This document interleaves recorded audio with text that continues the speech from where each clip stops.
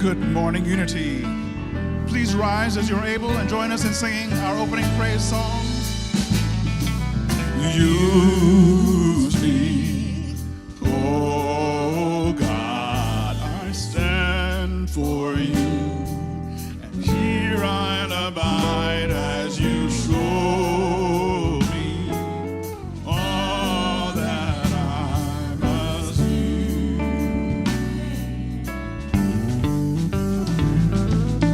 I used to think God was the sun, God is the sun, and God's so much more than the earth and the stars and all of creation. God is creator, all in all, needing us to shine His light as we, as you use me. Oh God, I stand for you, and here I'll abide as you show me all that I must do.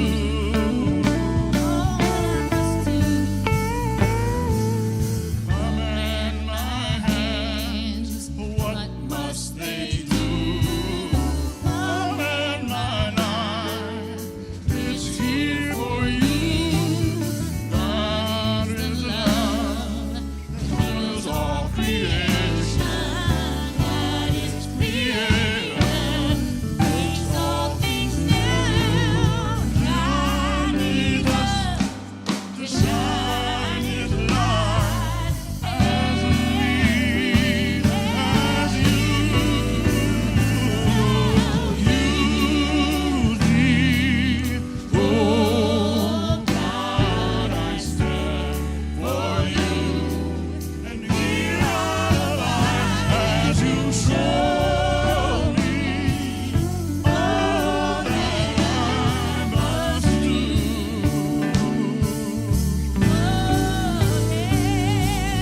God needs us to shine His light. God needs us to shine His light. God needs us to shine His light as we, as you,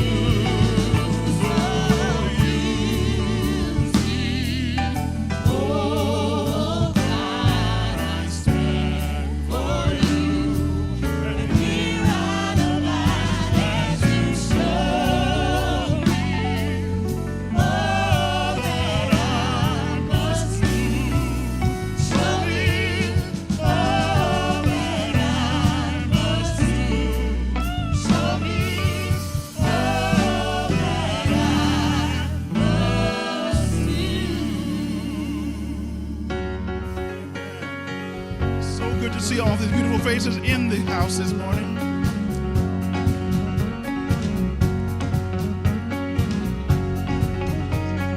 Joy unspeakable, faith unsinkable, love unstoppable, anything is possible. Joy unspeakable, faith unsinkable, love unstoppable, anything is possible. Joy unspeakable, faith unsinkable, love unstoppable, anything is possible. Joy unspeakable, faith unsinkable, love unstoppable, anything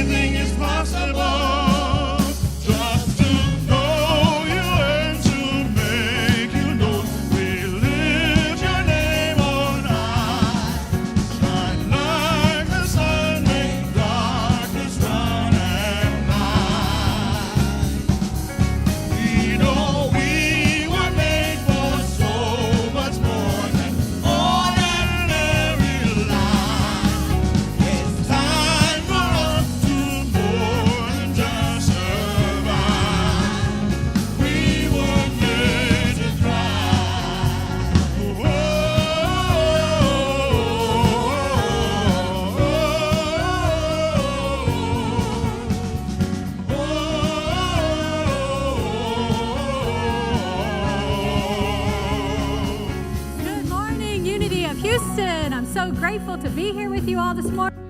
On this first Sunday of March, can you believe we're already in March? So go greet your neighbor and say that to them. It's March. Greet them with a hug, a handshake, holy high five, however you want to do. Welcome, welcome.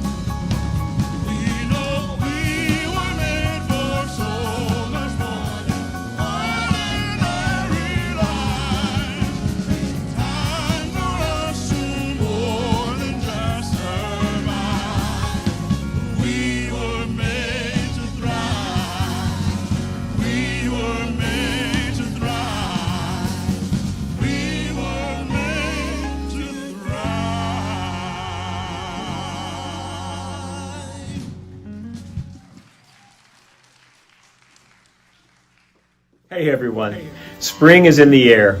The day that I'm filming this announcement, it is a gorgeous 70-degree day outside in Houston. The sun is out and the earth is coming back to life. And of course, that's why we celebrate Easter in the spring, and that there is a resurrection. We've all gone through different things this year, and we go through these winters in our spiritual lives. And we're here to be reminded that resurrection is coming. So there are a few things about Easter that I want to let you know about. That is March 31st this year. We are having two services, 9 and 11 a.m. for that day only. And that's because we've seen an increase in our Sunday attendance, and our holiday services were really full. So we're hoping that more of you are ready to come back and celebrate Easter with us. So you can choose 9 or 11 a.m.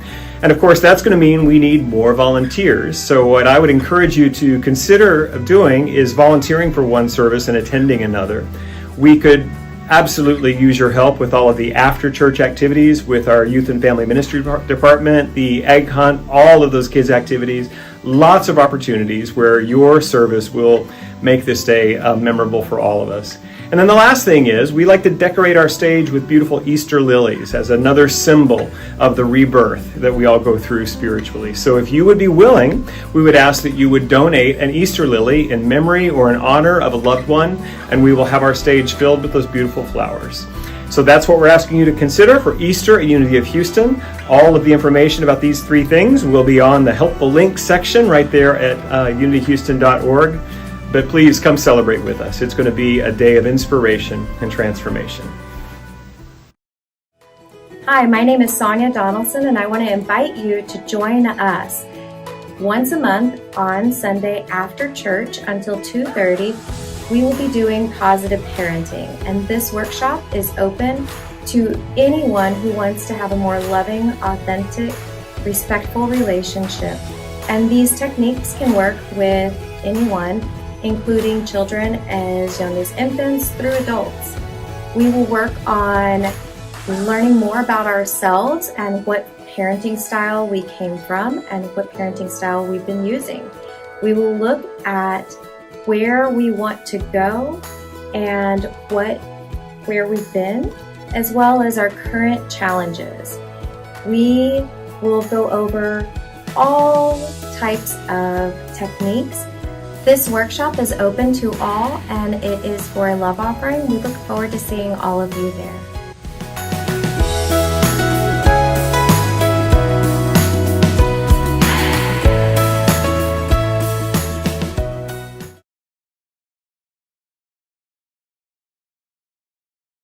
Good morning, Unity. If you consider Unity your spiritual home and you have not yet become a member, we invite you to join us this Saturday for a renewing day retreat. There's no cost. We invite you to come and join us on campus, connect with people who are in your new member group you will be friends with, and you always remember the people in your group, and you will have a long time connection with them here in the church. You'll get to learn more about our history of Unity of Houston, our Unity principles, and have some time of meditation, walking and sitting meditation. It's going to be a really fun and relaxing time. Register on our website, and we hope to see you on Saturday.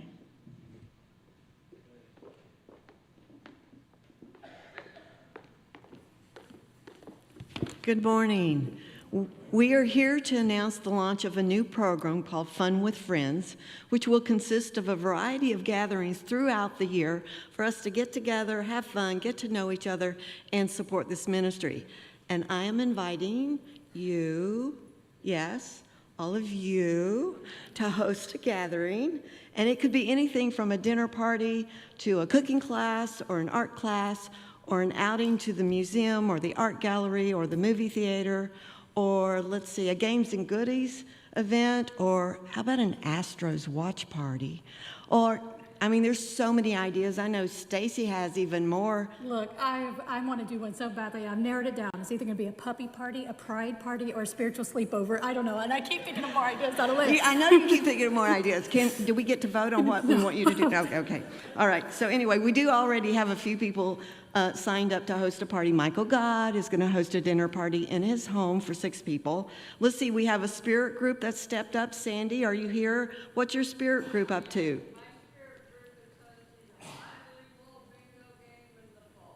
A bingo game. Bilingual bingo.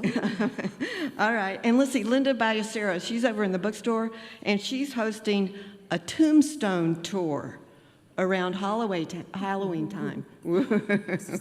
I know. Claudia and I are hosting a dance party, so hopefully this has got you to thinking about some ideas so that you can submit your idea. We're asking for all the ideas to be submitted by March 22nd. And then we will get them all listed online. And then in April, we're going to have an online auction where you get to bid on the opportunity to go to one or several or many of these events. I'm saving my money now. So we have host submission forms in the lobby and in the bookstore. You can fill it out and turn it in here or to me in the bookstore or bring it to the office. Just invite you to join us and make this a real year of fun with friends. Thank you, Donna Leah. Donna Leah, who has been a member of this community for a long time and is our community engagement facilitator. She knows how to have fun, if you can't tell. So, yes, thank you, Donna Leah. So if this is your first time at Unity of Houston, you might be thinking, who are these people that are having puppy parties, sleepovers? This might seem a little strange, but trust me, we're pretty good. We're pretty nice. So I invite you, if you'd like to connect with us, if you're watching us online, you can connect on the online connection card. And if you're here in person, even if it's not your first time, you're like, well, I've actually come a few times, but I've never wanted to make it out to that welcome table, go ahead and go today, and we have a gift for you. We'd love to help you get connected here at Unity of Houston. And as Reverend Michael, who's in Bali enjoying himself, likes to say, wherever you are on your spiritual journey, you're always welcome at Unity. And so now I have the pleasure of introducing a video that our very own Rev. Shirley Knight, who's just amazing in so many ways, has created in honor of International Women's Month to showcase the contributions of women to this unity movement. So thank you, Rev. Shirley. Enjoy the video. In 1889, Myrtle Fillmore and her husband Charles began publishing a magazine called Modern Thought. This action is considered the beginning of the Unity movement. Myrtle became a prayer group leader, in whose presence people experienced miraculous healing. She was also a writer, teacher, and administrator of the headquarters she and Charles established. In 1896, Unity published its first book, Lessons in Truth, by H. Emily Cady. In this foundational work, Cady emphasized the importance of spiritual principles in realizing transformation and healing. Prior to becoming a New Thought author, Cady was one of the first women physicians in America. Lessons in Truth has been translated into over a dozen languages and continues to be read and studied today. Since its founding, the Unity movement has been supported and enhanced by a number of dedicated authors, teachers, editors, and staff members, including May Rowland, director of Unity's prayer ministry from 1916 to 1971. Georgiana Tree West, founder and leader of the Unity Center in New York City from 1936 to 1959. And Martha Smock, editor of the Daily Word for 35 years, just to name a few. Rosemary Fillmore, a granddaughter of the founders, was particularly noteworthy as a Unity ambassador. For example, she produced inspirational messages that were broadcast on television and radio stations across the country from the 1950s to the 1970s. In the New Thought movement at large, women have always been prominent as founders of churches and organizations. One modern example is Louise Hay, author of You Can Heal Your Life. She taught that positive affirmations and self-love can have a profound effect on life. Hay House, the company she founded, is one of the largest independent publishing houses dedicated to the progression of mind, body, and spirit. Here in Houston, Unity got its start when Bertha Miller brought the teachings from Unity headquarters in Kansas City to the city in 1919. Bertha Miller, Lillian Brass Black, and Corrine Smith were the first 3 ordained Unity ministers in Houston. This particular campus, where Unity of Houston exists today, was founded by a husband and wife team which included Donna Newsom, who was ordained in 1946. The congregation purchased the current campus in the year 1960. In the 1980s, one noteworthy congregant was Kathy Whitmire, who served as mayor of Houston from 1982 to 1992. She was the first woman to hold the position of mayor in this city, and she was elected to the office for 5 consecutive 2-year terms. She credited Unity principles with helping her navigate her chosen path. Today, Unity continues to benefit from wise, effective women. One example is Cindy Wigglesworth, worldwide expert in spiritual intelligence, author of the book SQ21, The 21 Skills of Spiritual Intelligence, and recent board member of Unity of Houston. When I came to Unity and we started talking about Jesus as the great example instead of the great exception, that made a lot of sense to me. And behaving like Jesus was such an appealing message. And then talking about how do you do that, thinking about the power of your thoughts and watching the connection between your thoughts and your words and your deeds. Very powerful and simple understanding that can be transformative in my life and hopefully in other people's. I had been church shopping for a long time before I found Unity, and I was so delighted to find a community of people who had a optimistic, positive, committed outlook about doing love in the world and being love in the world. And it just gives me hope, gives me context to be with people that are committed to the same things I'm committed to, and great lessons. As we celebrate International Women's History Month, we honor all women who contribute to the New Thought movement, to Unity worldwide and to this particular community, Unity of Houston. Thank you. Now is the time we prepare for meditation.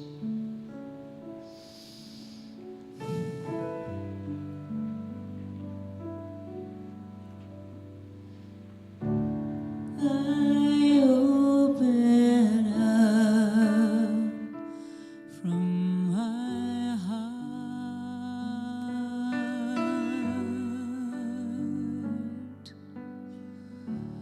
I open up from my heart.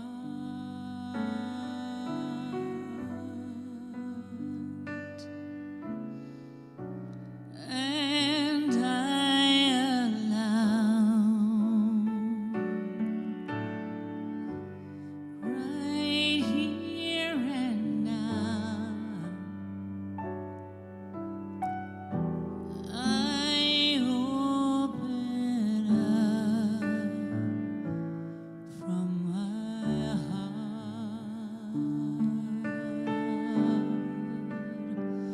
From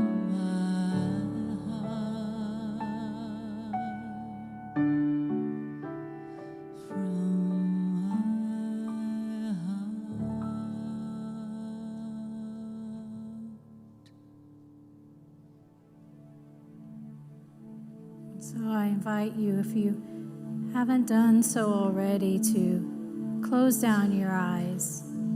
Perhaps just lower your gaze. Arrange your body in a way that allows you to feel both comfortable, supported, and alert. Let's take a moment to simply be with our breath.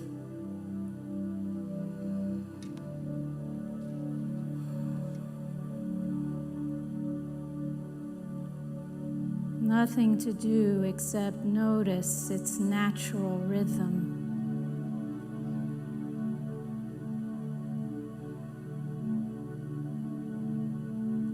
This natural gift of the inhalation and receiving, and then we easily exhale, letting go.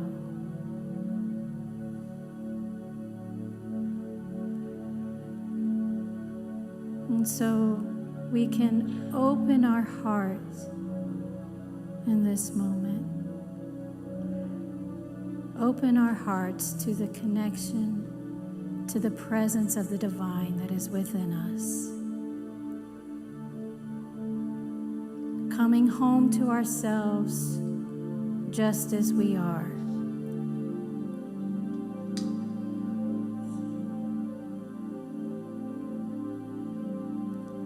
Loving ourselves just as we are in this moment.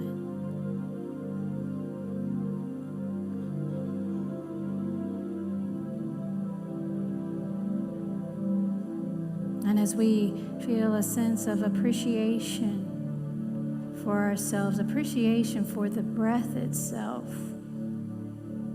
I invite you to extend that sense of love. Extend that sense of appreciation to the other beings in your space,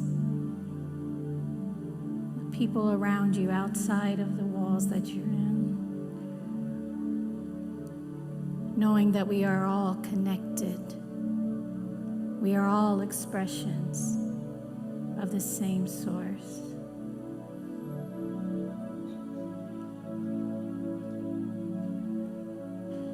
Rumi says, we are the night ocean, filled with glints of light. We are the space between the fish and the moon when we sit together like this.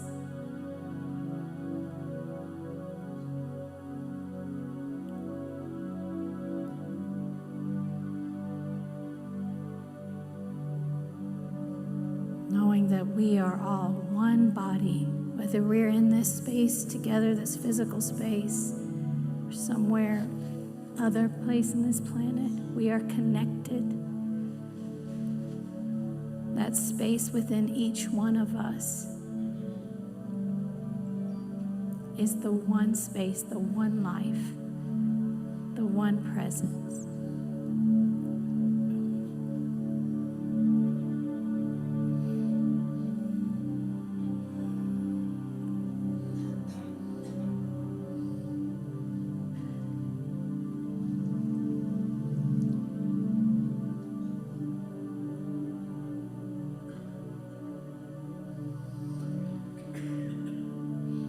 So this time we spend in the stillness, this journey inward, this coming home to the truth of who we are,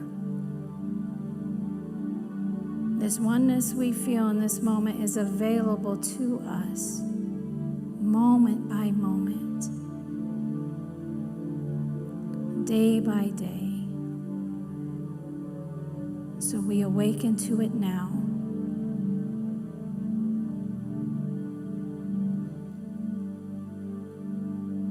Knowing that there can ever only be one presence, one power for good. And it is expressing itself right here, right now, as us. And so it is.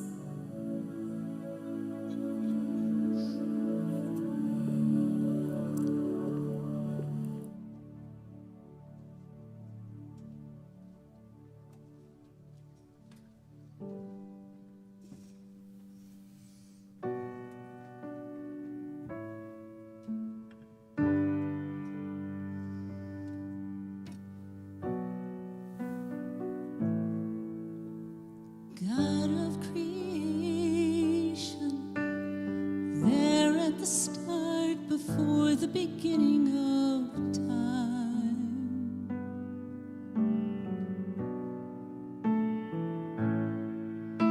with no point of reference, you spoke to the dark, fleshed out the wonder of light.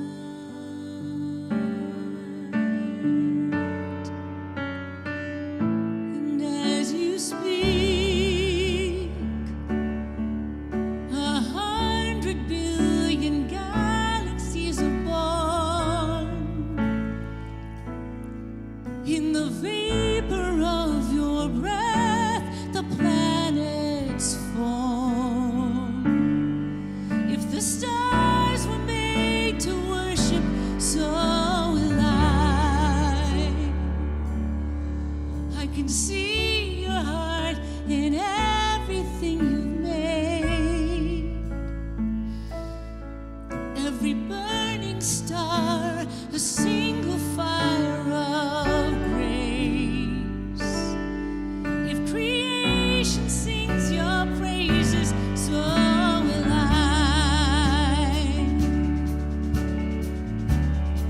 So will I.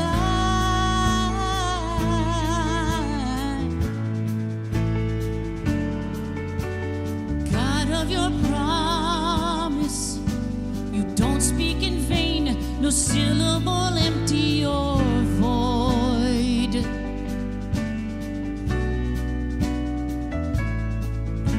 For once you have spoken, all nature and science follow the sound of your voice. And as you speak,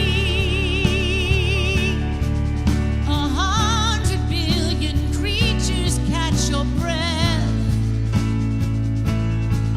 evolving in pursuit of what you said. If it all reveals your nature, so will I can see your heart in everything you say.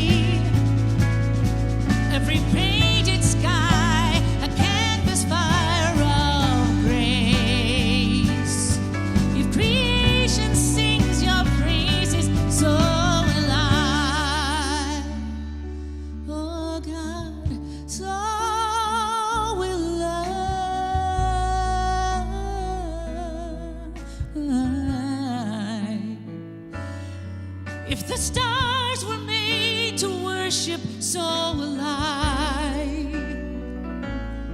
If the mountains bow in reverence, so will I.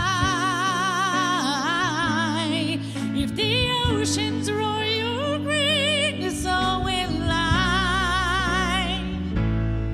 For if everything exists to lift you high, so will I. If the wind goes where you send it, so will I.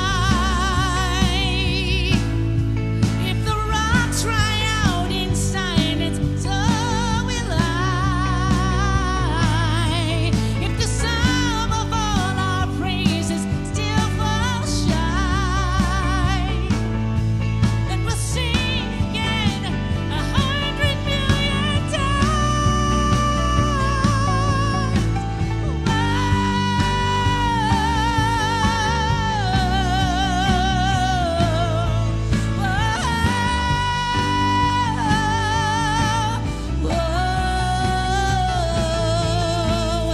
God of my spirit, you chased after me through all of my failure and pride.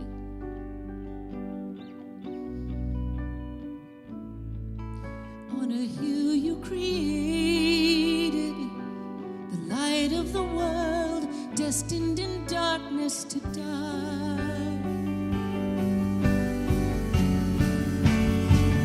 And as you speak, 100 billion failures disappear. Where you gave your life so I could find it here. If you left the grave behind you, so will I can see your heart in everything you've done.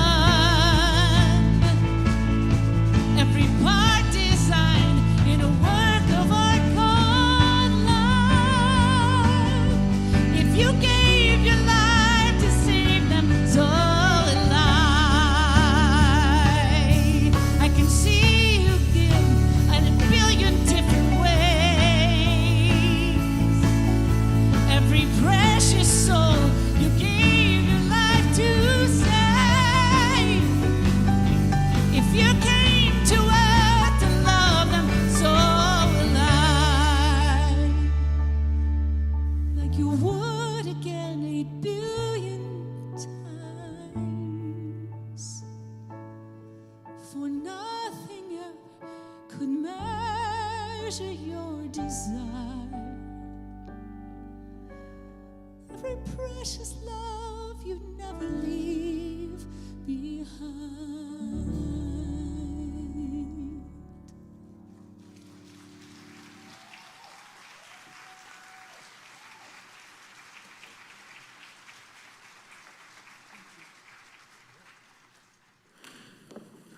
Ooh, ooh, ooh.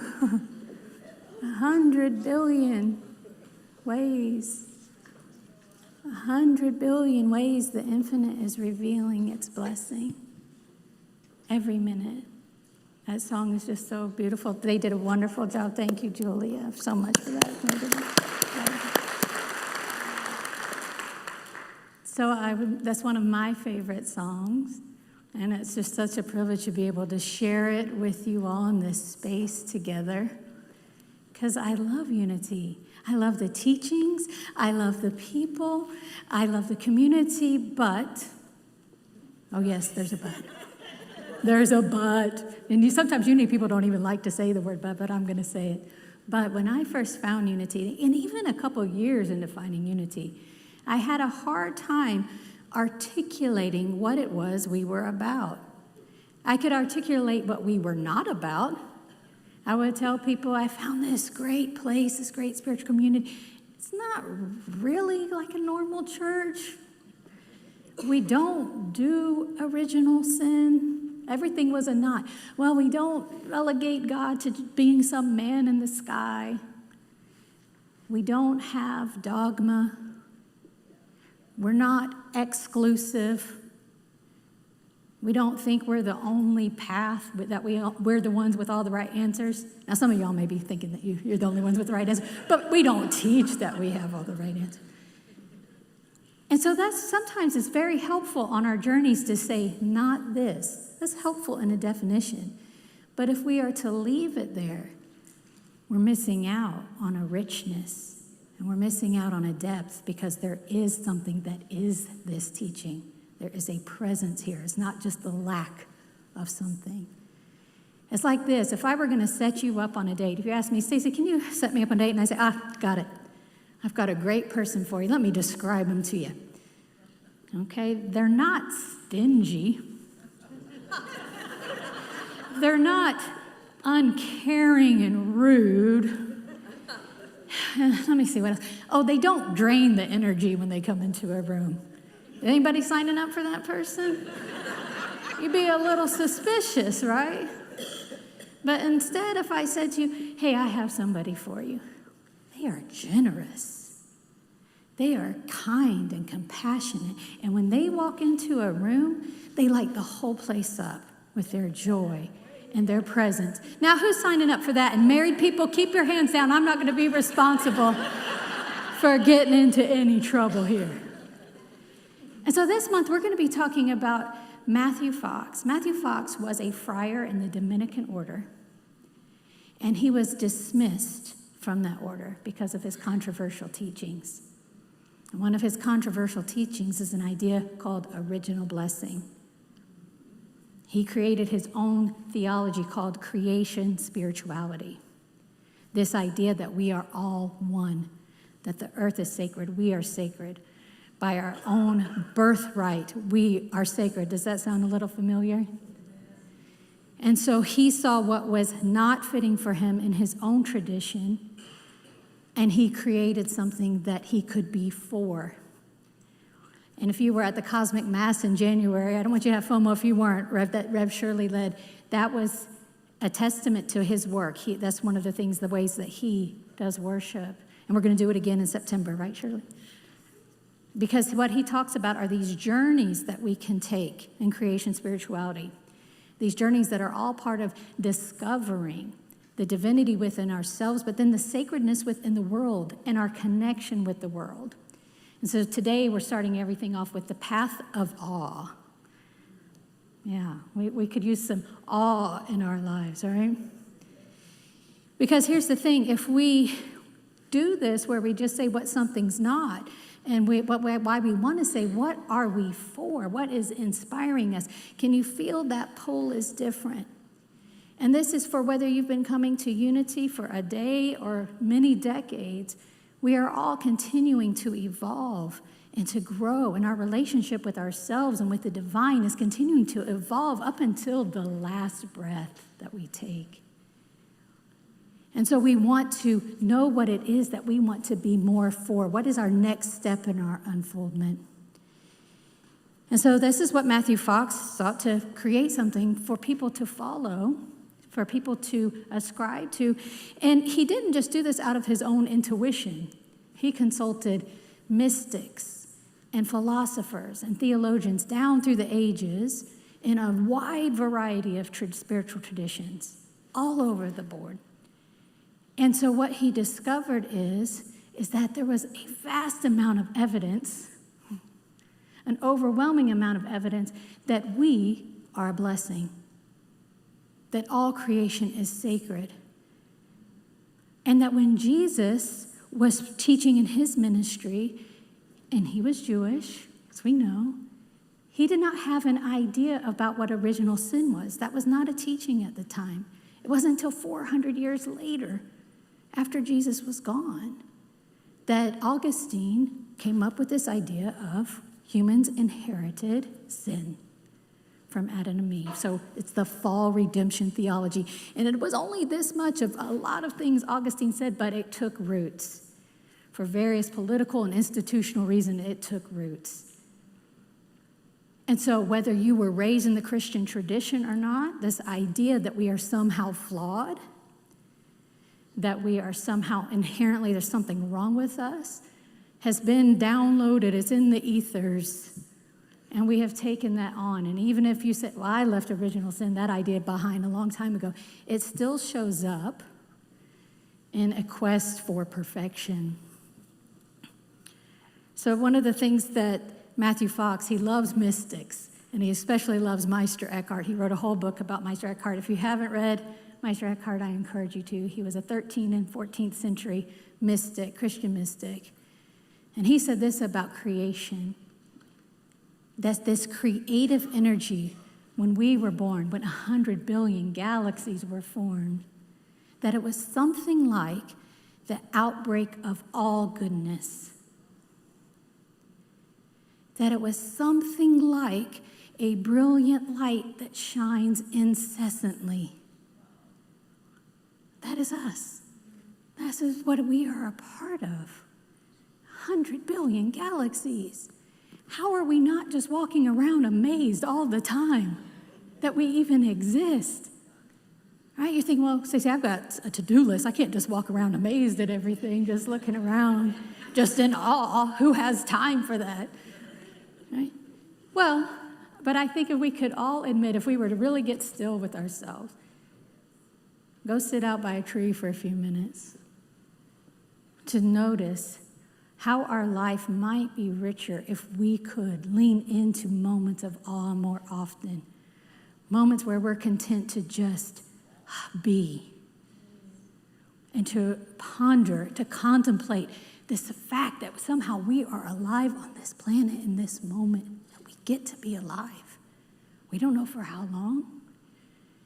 So what keeps us from being in this expansive energy of awe is what Matthew Fox calls the excessive quest for personal salvation, or the excessive quest for perfection.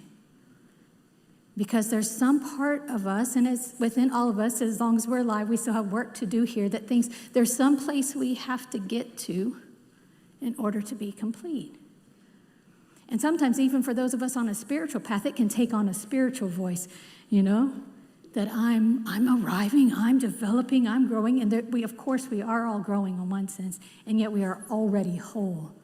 We can actually grow more when we realize we're already whole. And so in this quest for perfection, we see ourselves as something inherently, there's something wrong with us. We're separate somehow from the cosmos. We're separate from other people. This is what our uniqueness is, and this is you should hear my quirks and you should hear my foibles here. I've got all that. And we start to identify with that and try to make our life just about working on ourselves. And then we look to the world like we sense this feeling of emptiness sometimes in ourselves. So we think, well, maybe something out here can fix it. And when something out here can't fix it, then we blame the something out here for not being able to fix something that's never wrong in the first place. So when we come on this journey, we are inward focused, and life just becomes about ourselves, trying to fix ourselves up, trying to present ourselves in a certain way. And the poet Hafiz, who I love, who's been called a rascal, if you know him, a Sufi poet, he says this, he compares us to a fish riding a camel. Imagine, if you will, a fish riding a camel. This is us. And he said the first thing the fish has to do is say, something ain't right about this camel ride, and damn, I feel so thirsty. So this is us when we have to realize something about the way that we keep running these patterns in our minds, something about the way of our thinking and limitations. We keep butting up against these things. We have to say, hey, hang on a minute, where's this camel taking me? This camel's dragging you all around the desert and showing you a mirage over here. Well, if you just get this certificate here, if you just get this relationship here, if you just do this, just improve yourself in this area, then everything will be okay. We have to get off that camel. We have to get off that camel and realize that we weren't ever meant to get on the thing in the first place. And again, this is the work of a lifetime. You may have gotten off the camel about one ride. It was taking you in one direction. You said, I'm ready to release that. Next thing you know, something else might hook you into it, right? So if we're not on this excessive quest for perfection, if there's nothing we need to do in order to be holy, What about that word? Then what do we do? So Matthew Fox talks about redefining the word holy itself. Because the word holy, when you look in the definition of it, it means to set apart. So by setting something apart, we're going back to the not this, but that. Some things aren't, some things are. And for the most part, we have probably declared ourselves holy or unholy at different times in our life. But what Matthew Fox said is holiness, we can look at it, and I love this phrase, as a cosmic hospitality. A cosmic hospitality that the cosmos itself, the universe itself welcomes all things, has room for all of it, all your insecurities, all your gifts, all your talents, all of us, and that nothing is outside of that circle. And so if we are to live as if we are in this cosmic hospitality, we have our being in it, what does that feel like to you? Does it feel a little different than trying to fix yourself up? Trying to look at yourself like an improvement project?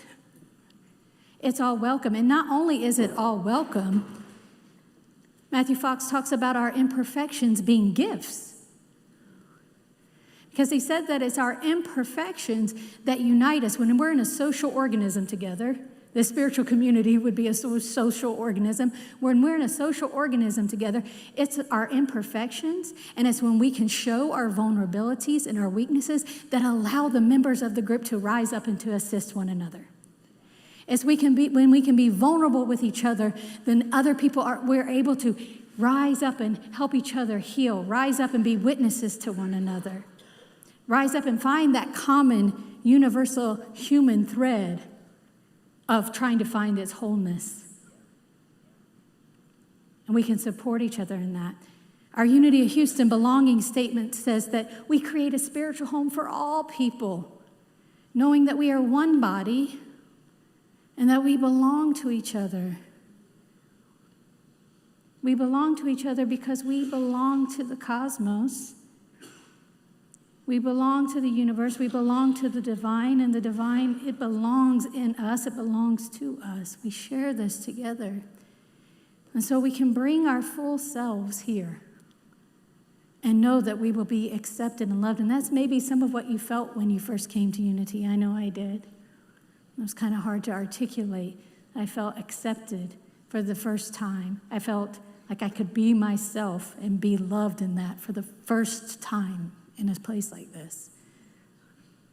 And so if we embrace this idea, if we're willing to embrace this idea of cosmic hospitality, and I'll tell you something, it sounds lovely. Okay, I can just show up, but it does make a requirement of you in that you show up and play full out. Okay, we don't know how long we have here. And so when you're holding back and you're waiting to be perfect before you show up, or you're waiting till you think you're good enough to show up to your calling that you know has been on your heart, if you're waiting for that, it's happening now. We need you to show up now. We need you to show up on your whole self right here, right now. Because we all have work to do together. So in this cosmic hospitality, we know that God is in everything and everything is in God, whatever name you have for that. God is in everything and everything is God. Nothing happens outside. And Jesus was a master at using the not this, but that teaching technology. And he would be asked about the kingdom of heaven a lot.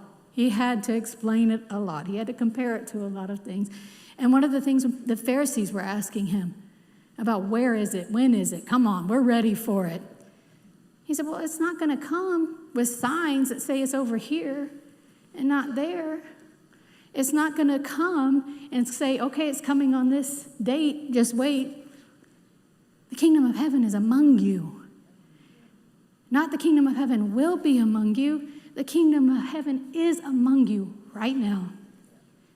And so it is getting off that camel. It is lifting our eyes up out of our own insufficiency, out of putting our attention on the wrong and placing it on what's right, placing what's already beautiful and true. And so we can look and see evidence of God everywhere, see evidence of being supportive everywhere. You know, there have been times in my life when I was lost. There was one particular time I was really lost because I was in the woods and I didn't know where I was going. I've been the other kind of lost too, but this time I was actually in the woods. My husband and I had gone to visit some family in Coeur d'Alene, Idaho, and we had been spending the week hiking in Idaho and Montana.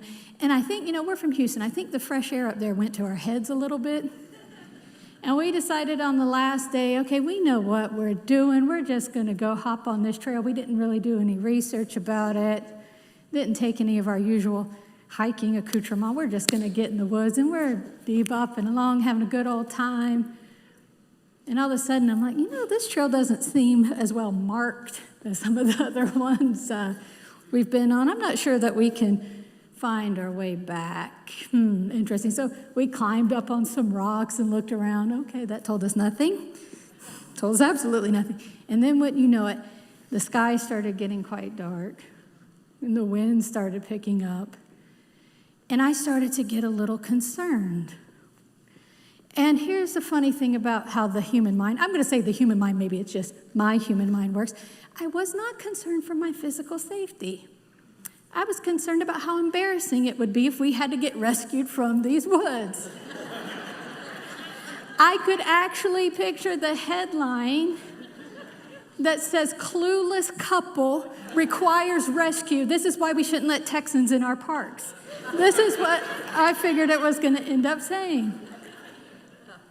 So I had some anxiety. I managed to calm myself down a little bit about it. And I got this message, not from my husband. I don't know if we were speaking to each other. I got this internal message.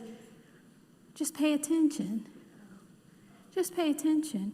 Because, you know, the mind was, in all seriousness, the mind was, you should have, you know, our phones weren't picking up. You didn't even let anybody know you were going to be out here. You should have been watching closer. You shouldn't have veered off so much. You should have checked the weather, all the should. But what I got was, just pay attention. Just pay attention. And so we went for another 20 minutes or so, and I'm like, I'm paying attention. What's going to happen?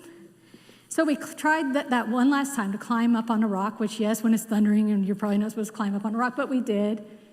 And we looked down, and what do we see down at the end of these rocks? Were 3 nuns in habits, in Teva hiking sandals. They were probably about in their late 70s. And one of them called up to us, "Are you lost? Are you looking for a parking lot? Blah, blah, blah." And we're like, "We don't know what parking lot, I'll be honest with you, but we'll go to any parking lot with you." They said, "Follow us." Okay. And when I say, so this is Houston, we're used to flat trails, right? These are very rocky, very hilly. When I say they flew down that path, my husband and I began following them. I had to turn around to my husband one time and said, "Is this real? Is this happening?" At one point, the nun in the middle fell, and the other 2 just picked her up, and they kept moving. They didn't even miss a beat. And when we got down to the parking lot, they left. I don't even know where they went. It's like they were a mirage. And we got in our car. First, I made my husband take a picture of me in front of the sign because I didn't want to forget that moment. And we got in the car in the rain. The sky opened up and it began to pour. And what I knew in that moment is that when I pay attention, the universe wants to support me. That there are gifts that I could not even imagine. If I could have ordered a gift at that moment, it would have been an Uber, not 3 nuns sitting there. How? How did this happen? And, you know, in the song Julie sang earlier, 100 billion creatures catch your breath. 100 billion galaxies are formed. We're all evolving in pursuit of what it said. And so when we tap into this infinite thing that we're all a part of, things that we might call miracles happen. And so I invite you, as you go into your week this week, to pay attention to what the divine is doing in your life. And I know sometimes we have challenges that we get drawn into, and rightly so, and we have grief and we have loss. And I invite you, whenever you can, even in the midst of all that, to lift up your head, lift up yourself, and open yourself to what's possible. Open yourself. You don't have to guess what's possible. You don't have to request what's possible. You just have to open and pay attention.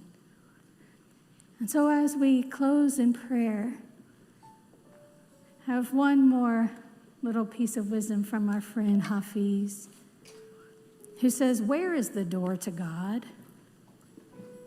It is in the sound of a barking dog. It is in the ring of a hammer. It is in a drop of rain.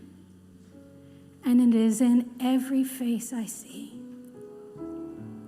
And so what I know, and I know that I know that I know, is that each person within the sound of my voice is the face of God, is included in this beautiful cosmic hospitality of oneness, of sacredness. And I invite you to consider that your exact gifts and what you consider your imperfections are actually exactly what is needed right here, right now, for the healing of humanity, for the healing of our planet. And so I give thanks. I give thanks for the growing pains.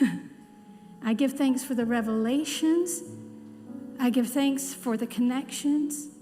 And I give thanks for even the moments of separation when it reminds me to come back home. And we declare it all good, and so it is. Amen. Thank you all for being here. Thank you, thank you, thank you. Thank you, thank you, thank you. Thank you, thank you, thank you.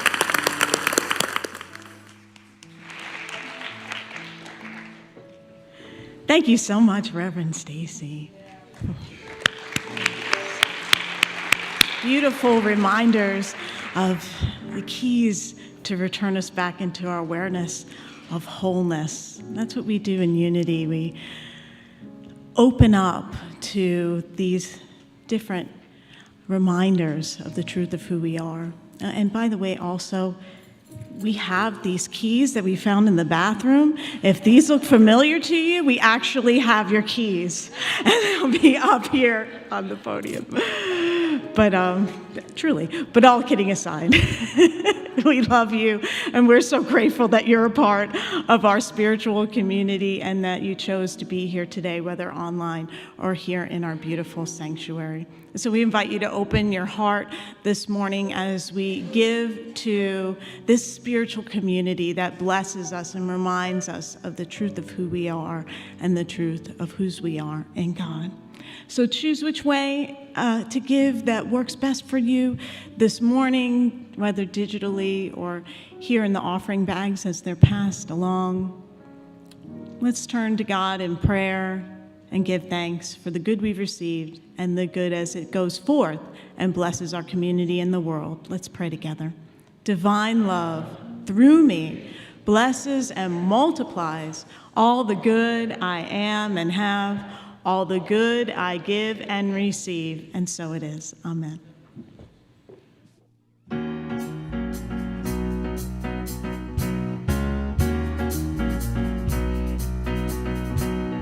This is not another song about all we've done wrong. We already know. Hey, I think it's time for us to find the freedom and the trust of letting go. Let's take some time to thank you for the blessing.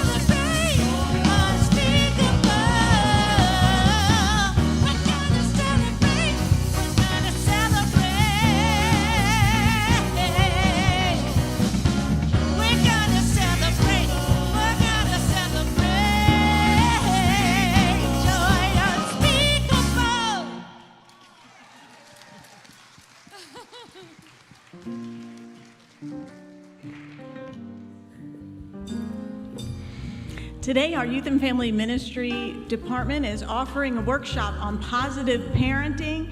It was shown to you in the video as well. That is going to be at 12:30 in the Education Building. And Youth Ministry is also requesting that for our Easter eggs that we provide for the kids for their Easter egg hunts, they're looking for some more candy that's not chocolate. So if you would be willing to make a candy donation to our Easter eggs, we would gratefully appreciate and receive those. If you have been interested or curious in what is involved in becoming a Spirit Group's host, we invite you to join us in the art gallery after the service, and we'll let you know what's involved and invite you into the opportunity to sign up. This week at Wednesday Night Meditation Sangha, I will be sharing the teaching on the nature of spiritual practice. So we invite you to join our Sangha at 7 p.m. in the Pyramid. And remember that next weekend is Daylight Savings Time, and this is that Spring Forward one. So just remember that as you're making your plans to be here on Sunday. And Unity Prayer Partners will be available down front after the service to pray with you. So now we rise. Please rise and join us in singing our peace song.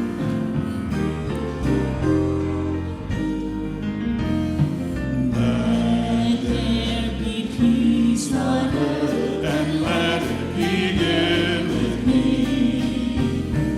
Let there be peace on earth, a peace that was meant to be, with God as creator, family all of me. Let me walk with my family in perfect harmony. Let peace begin with me. Let this be a moment now. With every step I take, let this be my joyous vow, to take each moment and live each moment in peace eternally. Let there be peace on earth, and let it begin with me. Now for our prayer for protection. The light of God surrounds us. The love of God enfolds us. The presence of God protects us. The presence of God watches over us. Wherever we are, God is. And today we proclaim God is good. All the time.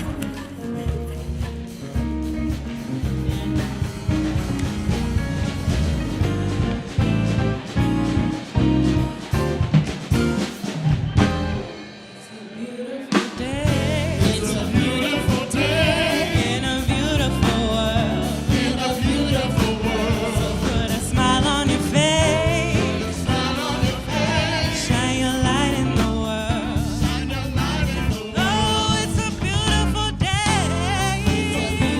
Oh, in a beautiful world. Put a smile on your face.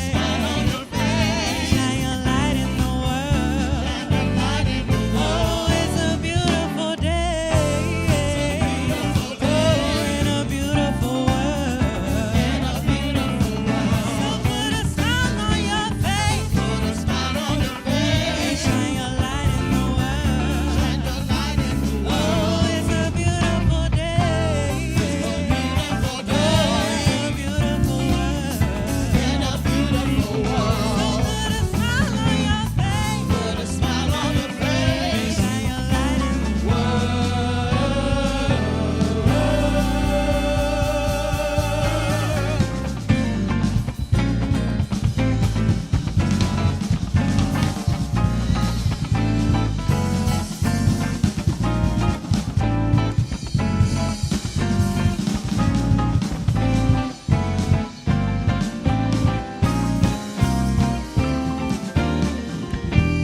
It's a beautiful